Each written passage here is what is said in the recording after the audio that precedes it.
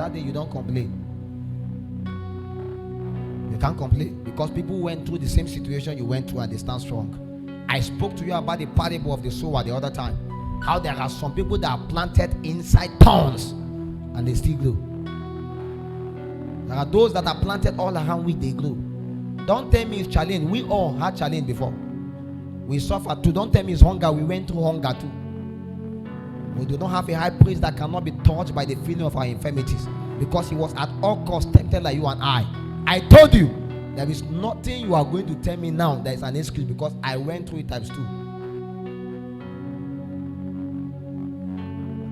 Most of you know my story. I went through worse things than you, and we survived. So all the thing you are saying is just a joke. It's an excuse to you. In the kingdom, nobody give excuse. You are judged.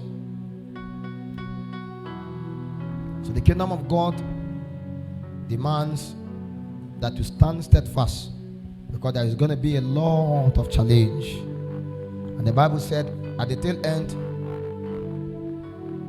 the reaper will be demanded to gather the tares first and burn them. Then they will check how far the wheat, are they still surviving, or them too they are dead, and they can be able to measure them. Verse 31. He said another parable again, and put he forth unto them, saying, the kingdom of heaven is like in a grain of mustard seed, which a man took and sowed in his field, which indeed is the least of all seed, but when it is grown, it is the greatest among herbs, and became a tree, so that the birth of the air come and lodge in the branches thereof. What you call the kingdom of God may look negligible when it comes into your heart, but it has the ability to make you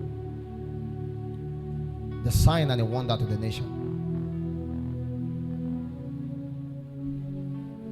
The kingdom of God can come into the heart of a common person, and it may look as though there is nothing beautiful about his life. Give him time. After a while, that person becomes a shoulder for the entire nation.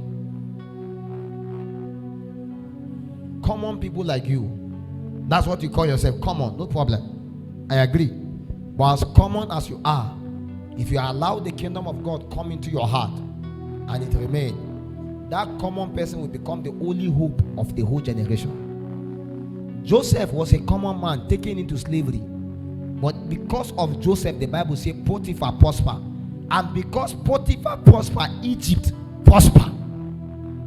The kingdom of heaven has entered into one man, and from that one man the entire family was saved. From that family the entire nation was saved.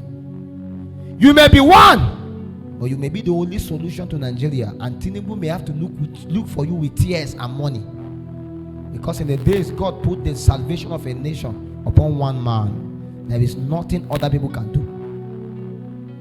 Many years ago, those times that my level of concentration have not advanced, I watch movie like there was a movie we watched that time. Maybe some of you were not born there. Merlin. How many of you know Merlin? But it's an old movie now. What about Lord of the Rings? All those kind of movies that they will now make one person too powerful. That in the land of this, in the land of that, in the land of this, the destiny of it lies upon one small boy. So everybody looking for Merlin. Anywhere Merlin appear, we are now, let's see what he will do, because this is the entire. Imagine if that young man failed. But actually, that is how the thing works. You may be shocked that in the entire land, in your entire clan, in your entire village, the destiny of that village and that clan lies upon you like this. You may be the only last surviving Christian in your family. I don't mean all these church goers. You may be the only surviving person that God can look from the eye vistas of the spirit in your family. And imagine if you now fail. How can they be shoulder thereof? So the kingdom of heaven is likened unto that possibility. How that one person is imputed in him the possibility for an entire clan, and until that person survives, the entire clan will be wasted. See, your failure in life is the failure of others. Your success in life is the success of others. A generation will weep and cry if you fail. They will look upon you and cry and say, Mommy, you did not try. At least your children that you will give birth to will look at you and say, you're a bad woman. How many of us don't want to be like our fathers? How many of us don't want to be like our mothers? How many of us would truly be proud to be like the womb upon which we came out from, or to be like the seed upon which we come out from? And is that how you want yourself to also become as a testimony? You look at your sister, she's not a good example. Look at your brother, he's not a good example. You too, you are about to become the same. The kingdom of heaven can be planted inside of you, and it can make you become that shelter for everyone. Likened unto a mustard seed that immediately when it's planted, suddenly, the history of the mustard seed, it produced mustard plant. It's not really as small as they actually really say. It's actually visible. But the mustard seed is one of those only seed that has the ability to sow back itself again. You don't need to plant it. When you plant it once, it keep on planting itself. You know what I'm saying? It survives again and again and again and again. It's a seed that immediately when it grows, it matures. When it matures, it breaks. Then it sows itself back again. And they grow. So you can see the way the mustard seed is, it works like, can I say lettuce or something like that? When you plant it here now, let's say if you plant one here now, right? That one grow. When it matured, it produces seed. It breaks out. The other seed, they break, they spread. They plant themselves again. Grow, break and spread. Plant, break and spread. After a while, they are filled everywhere. Although it was one seed you plant, suddenly, as that one grows, it produces others. It grows, it produces others. One grows, it produces. It has a succession plan. The kingdom of God is like unto that mustard seed. What we may be doing here may look like a joke.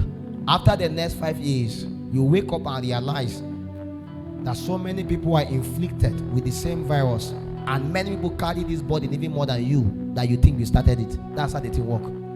There are people that will carry upon themselves this Shekinah even more than me. That's the truth.